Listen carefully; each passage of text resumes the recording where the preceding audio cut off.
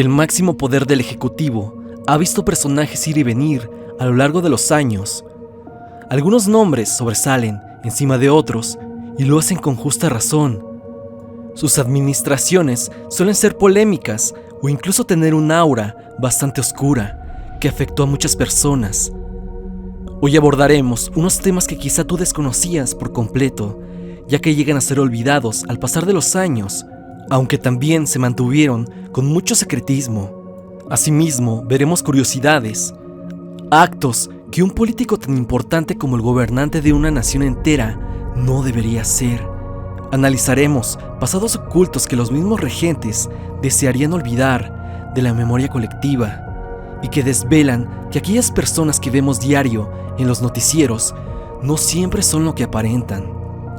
También veremos figuras históricas como los mandatarios del siglo XIX. Esta segunda entrega de este iceberg tan interesante y gustada por ustedes viene fuerte, así que prepárate para conocer el iceberg de los presidentes mexicanos, parte 2. Yo soy Stan y pasemos con el video del día de hoy.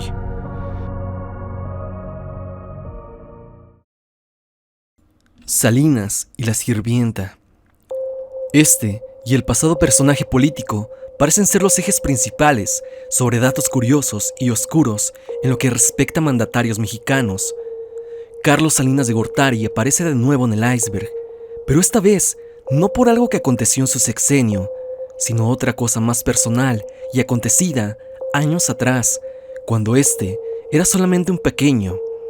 Salinas creció en una familia adinerada con evidentes recursos o posibilidades. Lo podemos notar desde que vivía en una buena colonia por allá de los años 50, como lo era en la Narvarte, y aparte recibió educación en el extranjero, algo que no se puede costear fácilmente. La familia Salinas de Gortari tenía a alguien que le ayudaba con los quehaceres de la casa, y corría el 17 de diciembre de 1951. Los hermanos Carlos y Raúl Salinas, junto con un amigo de nombre Gustavo Rodolfo Zapata, jugaban a indios y vaqueros. No sabemos de qué forma ellos tomaron un rifle de la oficina de su padre, Raúl Salinas Lozano, pero de pronto los vecinos de la calle Palenque, en la Narvarte, escucharon un estruendo. La sirvienta, solo identificada como Manuela, había perecido de pronto.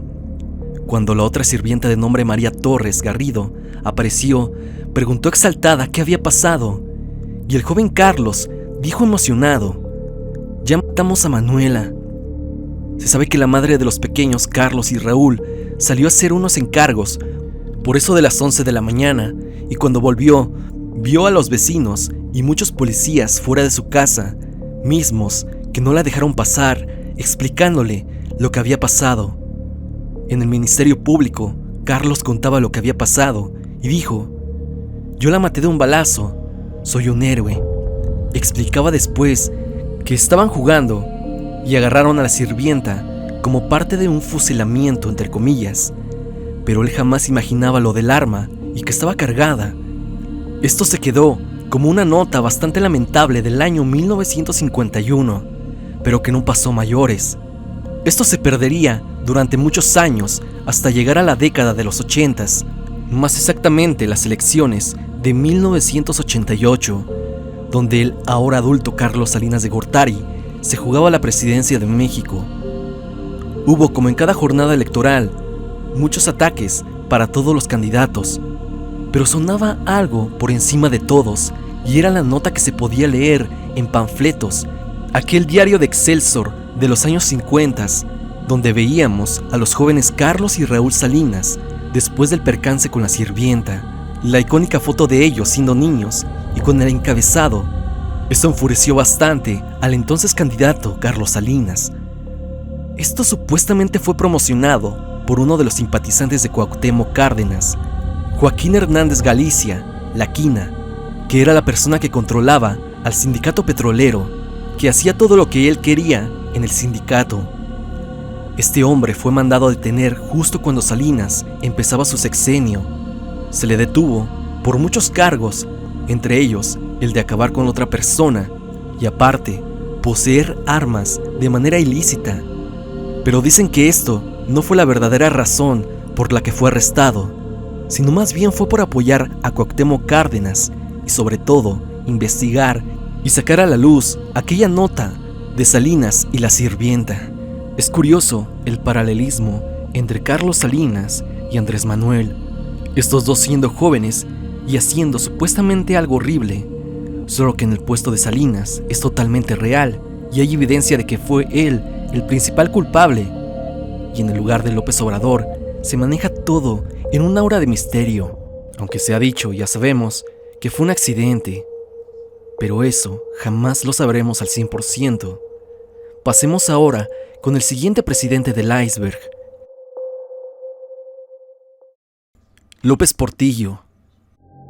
Este, si bien no es un presidente olvidado, sí que se mantiene un tanto taciturno a comparación de otros regentes del iceberg. Pero Portillo, de verdad, que tiene muchas cosas de las cuales se puede hablar. Se conoció como el presidente del nepotismo. Metía a cuantos familiares quería a puestos públicos importantes, solo para que se llevaran una buena tajada del pastel. Esto de meter familia a la política y a puestos sería un dato curioso por demás, sabiendo que él fue puesto de dedazo por un muy buen amigo suyo de la adolescencia, uno que nosotros ya conocemos muy bien, y estamos hablando de Luis Echeverría Álvarez, presidente que también tuvo mucha cercanía con Díaz Ordaz. López Portillo no tuvo problemas al llegar a la presidencia, ya que prácticamente era el único candidato de las elecciones del 76, junto con otro que pertenecía al Partido Comunista de México, que llegó a ganar 1 millón de votos, pero que al no estar registrado no se le contaron, por lo que se le dio la victoria definitiva a Portillo. Este mismo también tenía un muy buen amigo en la infancia y adolescencia, que ocuparía un muy buen puesto público en su sexenio, y me refiero al Negro Durazo. Arturo Durazo Moreno fue amigo de Luis Echeverría y de Portillo cuando iban juntos en el centro escolar Benito Juárez de la colonia Roma. Se habla que Durazo defendía a sus amigos de los abusivos, ya que era conocido por entrarle siempre a los golpes con quien fuera. Esto se ganó la simpatía de los jóvenes Echeverría y López Portillo. Esta amistad se vería reflejada cuando Durazo ocuparía el puesto de jefe en la desaparecida Dirección General de Policía y Tránsito. Cabe mencionar que había estudiado en la Escuela Superior de Comercio y Administración y trabajaba en el Banco de México, pero por algunas decisiones se inclinó por la seguridad pública. Estuvo en el Aeropuerto Internacional de la Ciudad de México, en donde fue investigado por Estados Unidos, debido al paso de sustancias de México a otros países, en donde él cobraba cuotas por permitirlo. Después de eso, y salir impune, ocuparía el cargo que antes mencioné en el sexenio de López Portillo, y fue donde comenzó el terror. Durazo impuso una tarifa, una que cada subalterno tenía que juntar diariamente con mordidas y extorsiones. Y esto en todos los niveles de la policía, ya sea policía bancaria, de tránsito, de vigilancia, etc. Este tipo de conductas en la policía mencionan que establecieron todas las corruptelas, como se maneja aún hoy en día estas instituciones de seguridad pública. Durazo sí que era tajante y duro con los asaltantes y ladrones, pero supo que era mejor idea conectar con los mismos, y cuando efectuaran un robo, era mejor dejarlos e irse a mitades. Durazo no solo fue la cara de la corrupción, de la extorsión y la prepotencia encarnada, sino también del descaro y ambición desmedida. Todo lo que él quería hacer se podía y se tenía que hacer, esto por la impunidad que suponía López Portillo. Durazo edificó con la mano de policías usados como albañiles un palacio o mansión, o como le queramos llamar, en el Ajusco, un terreno de unos 300 metros de largo, el cual contaba con galgódromo, lagos artificiales, caballerizas, salón para autos, discoteca y la casa principal donde se alojaba. Las imágenes que estás viendo son las verdaderas de la casa del Ajusco. Sin duda, es una grosería para los mexicanos de aquel entonces que estaban viviendo una crisis horrible. Arriba de esa mansión, cerca de la punta del Ajusco, se encontraba una cabaña donde él llegaba regularmente en helicóptero para relajarse Pero estas no eran las únicas casas, sino también existía el Partenón, lujosa residencia ubicada en la bahía de Zihuatanejo, que tenía una arquitectura parecida a las edificaciones de Atenas. Los 20.000 metros cuadrados de la residencia están llenos de motivos que aluden a la antigua Grecia, bajorrelieves, figuras de yeso y pinturas. Todo es de verdad extravagante, la piscina, jacuzzis y cuartos. Durazo afirma que se gastó alrededor de 30 millones de dólares en la construcción del Partenón. Esta residencia es uno de los símbolos máximos de la corrupción en México. Se habla que este hombre tenía más de 20 mansiones repartidas en Estados Unidos, México y Canadá. También podemos hablar de una casa que se encuentra en el corazón de la Ciudad de México, la famosa Posada del Sol, un lugar donde él acudía y donde se cometieron actos horribles. No solo desaparecieron estudiantes ahí, los cuales, por cierto, aborrecía al negro Durazo, sino también abusaba de ellos personalmente y por medio de los policías que tenía al mando. En la Posada del Sol, él y otros políticos hacían actos horribles, depravados por demás como sacrificios, pero esto lo abordaré en un futuro video. Si te gustaría que hablara sobre la Posada del Sol, házmelo saber en la caja de comentarios. Te aseguro que es un video que da mucho de qué hablar, ya que Durazo parecía tener también creencias por el esoterismo, algo ya visto por diferentes personalidades de la política. Cosas más que se pueden decir de Durazo es que hacía fiestas donde había todo tipo de excesos, en donde policías eran ocupados como meseros simplemente para humillarlos, según él. Regalaba a sus amigos centenarios con sus nombres grabados en ellos y armas. Entre sus amistades se encontraba Andrés García, conocido actor mexicano. También se habla que tenía una amistad con Luisito Rey, papá de Luis Miguel. Según varios mitos, hablan de que Luisito Rey pidió como favor a Durazo desaparecer a la madre de Luis Miguel, cosa que logró con éxito. Pero esto corre solamente como leyenda urbana, pero conociendo al jefe policíaco, es muy probable que haya pasado. También tenía otros conocidos famosos y periodistas que presuntamente no hablaban de él y a cambio y recibían buenos detalles por parte de Durazo. Finalmente, el jefe de la policía, que se creía intocable, fue capturado en 1984, cuando su amigo de toda la vida, López Portillo, ya había dejado la presidencia. Se le detuvo por desvío de recursos, evasión fiscal, corrupción y una larga lista de crímenes. Durazo solo estuvo 8 años en prisión y radicó sus últimos años en Acapulco, falleciendo el 5 de agosto del 2000. Vimos en este personaje lo peor que un ser humano puede llegar a ser, pero encubierto y mantenido impune por el presidente en turno, José López Portillo, que al igual que su amigo Durazo, terminó sus últimos años de vida cansado, con muchas enfermedades y despreciado por la sociedad. Aquí me hago una cuestión. ¿Vale la pena? ¿Vale la pena esa vida de excesos, lujos y poder a cambio de tu humanidad? De eso que te hace una persona. Algo digno de cuestionarse, porque casi siempre estos personajes terminan mal.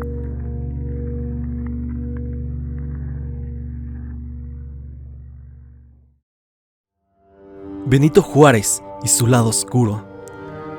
Benito Juárez García, o como el tiempo lo ha inmortalizado, el benemérito de las Américas, ha sido uno de los más grandes héroes de nuestra historia y alguien que hizo cambios importantes y necesarios en la sociedad. Los libros de texto que nosotros leímos en las escuelas retratan y hablan fielmente de este personaje como alguien que modificó cosas en el país que lo llevaron a un buen camino. Pero varios hechos contrarían mucho de lo que se habla acerca de él y lo pintan como un regente no tan bueno, y lo que abordaremos a continuación da para pensar mucho en quién era realmente Benito Juárez. Benito Pablo Juárez García nació en San Pablo Guelatao, Oaxaca, el 21 de marzo de 1806. Fue hijo de Marcelino Juárez y Brígida García, un matrimonio indígena. Benito habló durante sus primeros años únicamente zapoteco y se crió con animales de granja. Era un niño que se le podía ver comúnmente pastoreando las ovejas. Se habla que de pequeño una vez le perdió un borrego a un tío y el joven Benito escapó de casa por miedo a que le pegaran por castigo. Este mismo tío le enseñaría español varias veces y poco a poco fue formándose académicamente. Más tarde estudiaría para abogado en el Instituto de Ciencias y Artes de Oaxaca. Varios de sus profesores eran masones. Ellos en cierto momento le pidieron representar un papel de una obra de Virgilio, un poeta romano. En dicha obra, Juárez tendría que interpretar algunos versos en latín. Benito representaba a un romano, por lo que por consejo de un amigo decidió pintarse de blanco la cara. Afirman que daba bastante risa ver esto, debido a que su color de piel era morena y el contraste le daba risa a bastante gente que estaba presente. Sin embargo, Benito dijo los versos en latín de manera fluida y perfecta, lo que provocó aplausos de las personas que lo estaban viendo. El talento de Juárez se notaba según varias personas y poco a poco fue escalando en puestos públicos hasta llegar a la presidencia de la República.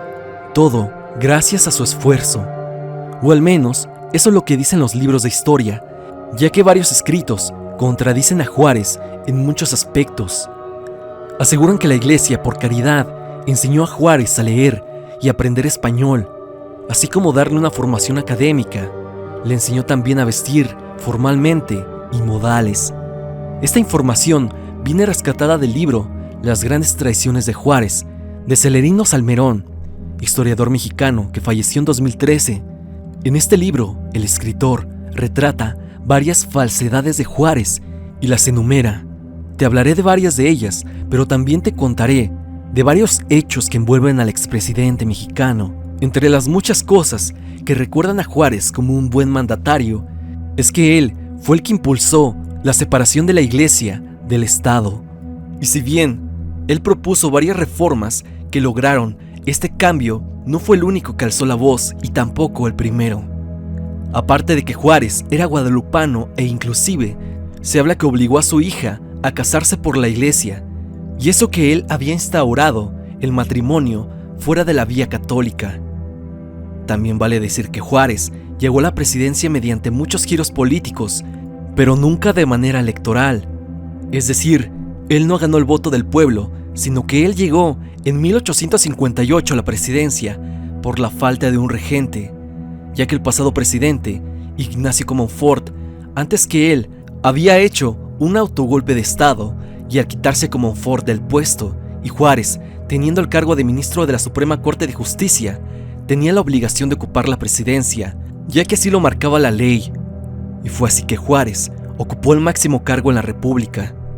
Estando ahí, se reeligió varias veces, con muchas dudas sobre los votos que recibía, ya que había muchas sospechas de que hubo fraude electoral. En ese tiempo era legal reelegirse, pero las dudas sobre que hubo manipulación en las urnas son bastantes. En el poder, Juárez era feroz y duro con sus contrincantes. El ejemplo más claro es lo que sucedió con Antonio López de Santa Anna, ya que este fue perseguido de manera espantosa por parte del presidente. Y es que cuando Santa Anna estaba siendo enjuiciado y le dieron solamente 8 años de destierro, Juárez, al enterarse que el tribunal no le había dado la pena de muerte como él quería, encarceló a los jueces con 6 meses de prisión.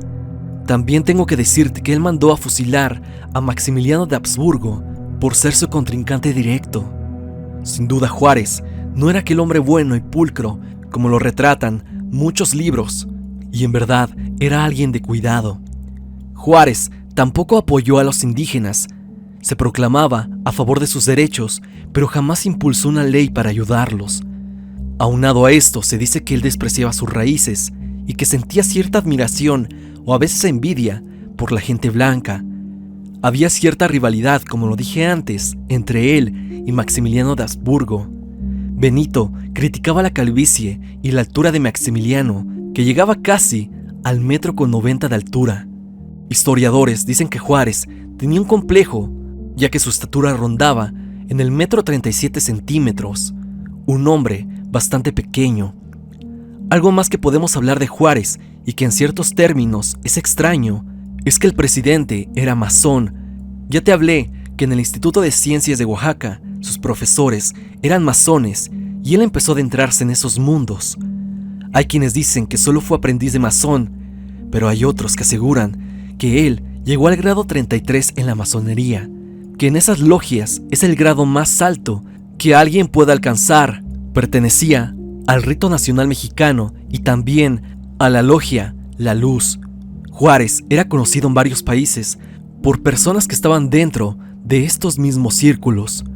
Múltiples veces estos grupos forman decisiones y planean ciertas cosas que algún regente que está en la logia pone en práctica. Cuando estuvo en el poder, no sabemos si por influencia de esas personas de otros países hizo lo siguiente. Después del Tratado de Guadalupe Hidalgo, donde México cedía la mitad de su territorio a Estados Unidos, Juárez quería hacer algo similar con el Tratado McLean-Ocampo, donde Juárez permitía a los norteamericanos el derecho de pisar territorio mexicano, más exactamente de Matamoros a Mazatlán. El tratado incluía que Estados Unidos podía traer fuerzas armadas cuando quisiera. Esto desembocaría sin problemas en la facilidad de una invasión por parte de Estados Unidos, y ellos también pedían que le cediera Baja California completa. Juárez estuvo a punto de ceder más del territorio nacional que años atrás Santa Anna había sido obligado a dar. Puede que esto nos diga que por un tiempo las decisiones de México fueron tomadas por alguna sociedad secreta, y eso en serio suena por demás oscuro, ya que esto también ha pasado en otros lugares, como en Estados Unidos presuntamente. La figura de Juárez es como un héroe nacional, pero ya hemos visto aquí que no fue una persona intachable y que lo movían motivaciones personales más allá que lo que el pueblo quería. Pero como dicen, la historia la cuentan los ganadores, y eso es lo que ha pasado siempre. Y esto me hace cuestionar, ¿debemos creer ciegamente lo que hemos aprendido? Por favor, déjame tu opinión sobre lo expuesto en este iceberg y pasemos con el siguiente. Porfirio Díaz no fue un villano. Es algo curioso cómo es que la historia toma forma. Elegimos a nuestros villanos y a nuestros héroes, como si la vida real se tratara de una novela de ficción o una simple película. Pero en la realidad, todo es más complejo. Un puesto público, como el de un presidente, va más allá de ser bueno o malo. O por lo menos esto aplica con este personaje que estamos a punto de abordar. Porfirio Díaz es un contemporáneo de Juárez. Se conocieron en el Instituto de Ciencias de Oaxaca, cuando Juárez era mentor de Díaz, y años más tarde compitieron por la presidencia, cuando Juárez estuvo reeligiéndose varias veces. Pero este último no dejó la presidencia, sino hasta que falleció en 1872. Fue entonces que el sucesor de Juárez sería Sebastián Lerdo de Tejada, el cual sería expulsado por Porfirio Díaz en 1876, cuando Lerdo de Tejada proponía su reelección. Curiosamente, Díaz tampoco llegaría al poder mediante el voto popular, sino por diferentes batallas ganadas a grupos que también buscaban la presidencia. Una vez en el cargo, Porfirio tomó muchas decisiones que lo hicieron caer en la categoría de despiadado, por sus prácticas bastante cuestionables, ya que recordemos, él fue militar y cosas como fusilamientos y diferente tipo de prácticas, como la ley fuga, la cual era un procedimiento extrajudicial o paralegal en donde se simulaba que algún aprendido se fugaba o intentaba escaparse y en el acto le quitaban la vida, pero todo era planeado para terminar con tal o cual persona indeseable que Porfirio no necesitaba con vida. Pero la verdad es que él hizo muchas cosas positivas por el país, cosas que lo hicieron cambiar para siempre. Entre las muchas cosas que logró el porfiriato se encuentran la construcción de 19,000 kilómetros de vías férreas, gracias a la inversión extranjera. Esto ayudó no solo a que se acelerara el transporte de personas a diferentes puntos del país, sino también el trasladar mercancía de un punto a otro se hacía de manera más veloz y segura, porque con las diligencias siempre había problemas como bandidos en los caminos que se llevaran la dichosa mercancía. La construcción de vías férreas se vio conjugada con la implementación de redes radiofónicas en gran parte del país, que alcanzaron los 40.000 kilómetros de longitud y 400 oficinas. Esto hacía que cualquier eventualidad llegara a la oficina de Porfirio Díaz y él atendiera y diera la orden sobre lo que se tenía que hacer en cualquier lugar de la República. Porfirio aplicó mano dura con los criminales, implementando a los rurales, que como su nombre lo dice, estaban en las zonas rurales y pueblos a fin de controlar cualquier crimen.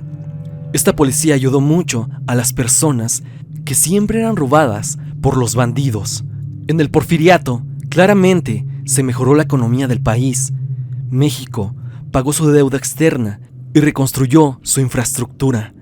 Esto hizo que las élites ganaran riqueza e influencia. Pero esto no fue igual para los más pobres, que tuvieron que aceptar una realidad que ahora se basaba en ser los peones de los más ricos. Empresas que trabajaban en zonas rurales contrataban a estas personas para trabajar la tierra, cosa que antes campesinos hacían por sí mismos para sobrevivir, pero ahora lo hacían para un jefe que en su mayoría eran haciendas de compañías europeas o norteamericanas. La modernización del país produjo un crecimiento de las injusticias y desigualdades sociales, algo que si lo vemos desde arriba lo pensamos como algo necesario, pero si fuéramos aquellas personas que estaban en lo más bajo de la escala social, lo veríamos como algo horrible y sería un agujero del cual no podríamos salir. Si reflexionamos sobre si Díaz era un villano o no, creo que tenemos que verlo como que hizo lo necesario para sacar adelante el país, pero sobre todo para modernizarlo. Nuestra moneda competía directamente con el dólar y eso es algo que jamás ha pasado. Porfirio, considero yo, no fue un villano ni tampoco un héroe, como pintan otros. Fue alguien que simplemente hizo lo necesario para su país. Aquí quiero añadir una leyenda que gira en torno a su imagen, y es que esto lo abordé hace casi un año, y es que se cuenta que Díaz guardó un tesoro, o más bien un fondo reservado para todos los mexicanos. Este supuesto fondo está resguardado presuntamente por el Banco de México. El monto se calcula en los 822 billones de pesos. Esto debido a la inflación e intereses que ha generado desde hace más de 100 años, cuando lo inició Porfirio en 1910. Y si es que se repartiera este tesoro, nos tocaría a cada mexicano la cantidad de 47,000 a 82,000 pesos. Esto dicho por Mauricio Montijo, administrador único y agente liquidador en el Fondo Mixto Privado de Patrimonio Autónomo. También afirma que Hacienda y el Banco de México han mantenido en secreto esto, y ni siquiera presidentes pasados supieron sobre este fondo, y menciona que actualmente el gobierno no ha hecho nada para que este dinero se dé a los mexicanos. Según esto, Porfirio quería que este dinero se diera a las comunidades indígenas. No se puede saber si este fondo realmente exista hasta que las autoridades correspondientes lo declaren como real. Dime en la caja de comentarios qué crees sobre Porfirio Díaz como mandatario, y también escribe tu pensar sobre el presunto tesoro que nos dejó a todos los mexicanos. ¿Consideras que es cierto? Sin más, ahora pasemos con el último puesto del iceberg.